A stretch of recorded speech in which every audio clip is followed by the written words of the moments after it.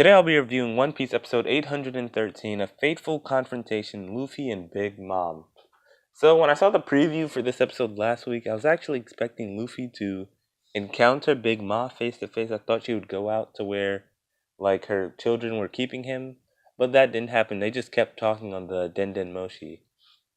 So there are two major things I want to talk about that were explained during this episode, but I'll get to that later. So the episode starts off with Luffy talking to Big Mom, and she says that he's just a rookie who her children can kill at any moment.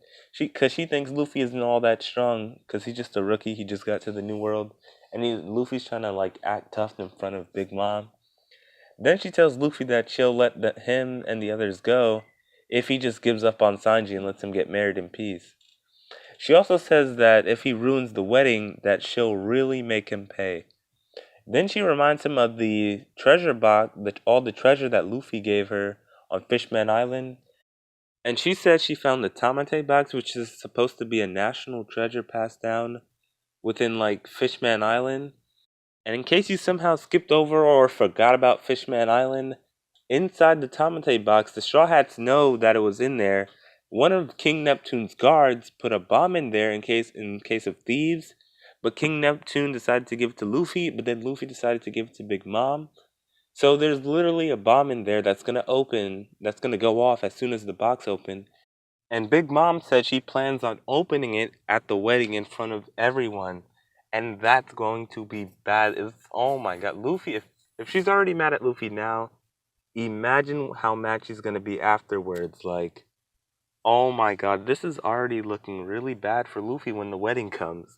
Because I remember Usopp or someone said that if Big Mom, the first thing she sees is a bomb, when she gets all the treasure, she's going to think it means war with Luffy.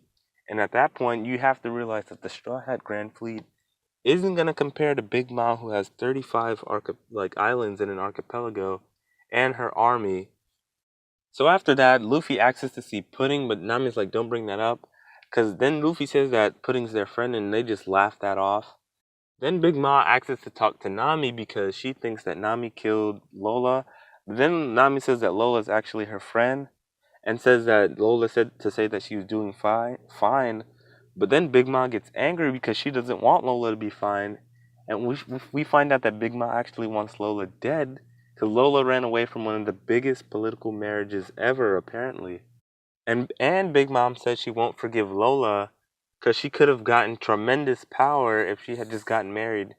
And apparently she would have already beaten Kaido, Shanks, and Whitebeard, and would have been king of the pirates. So, two important things to take from what Big Mom just said.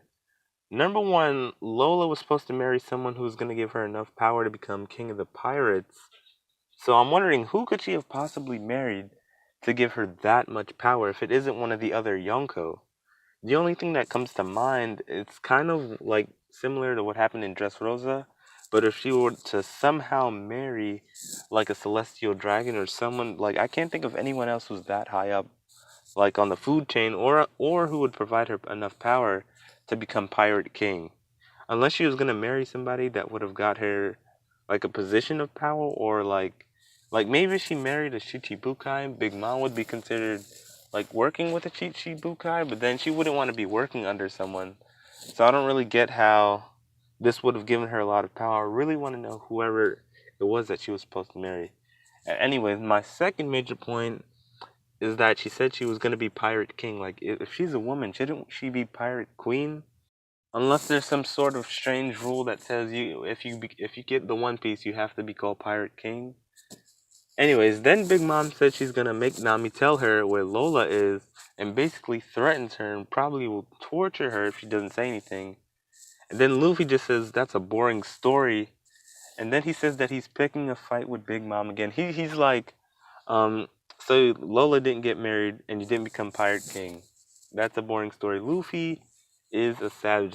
Who else is gonna say something like that in a position that he's in? Luffy, I don't even know how to describe him anymore. He is fearless, brave, savage. He's next to all those words. Any great word you can think of will probably have Luffy next to it. Any word that defines bravery or fearlessness will have Luffy's name in the dictionary alongside of it as a synonym or something. I literally can't think of any other character that I know of in anime who would do or say something like that if they were in the position Luffy was in. And then he says not to get cocky because she's an emperor, and that he's picking a fight with her, and he says that he'll win Sanji back, and that he'll get the last laugh. And I'm like, yo, this arc is Luffy greatness. We've seen like the best of every character so far in this arc. Luffy is a legend. This is the story of someone who's about to be the Pirate King. Like, can you think of anyone else who would do or say things like this? I really just can't get over how he's picking a fight with Big Ma after he's already locked up. This is how far he'd go for one of his crewmates. After that, we see Pedro, who's like distracting Big Mom's army and taking down soldiers. So then Smoothie and Tamago go after him.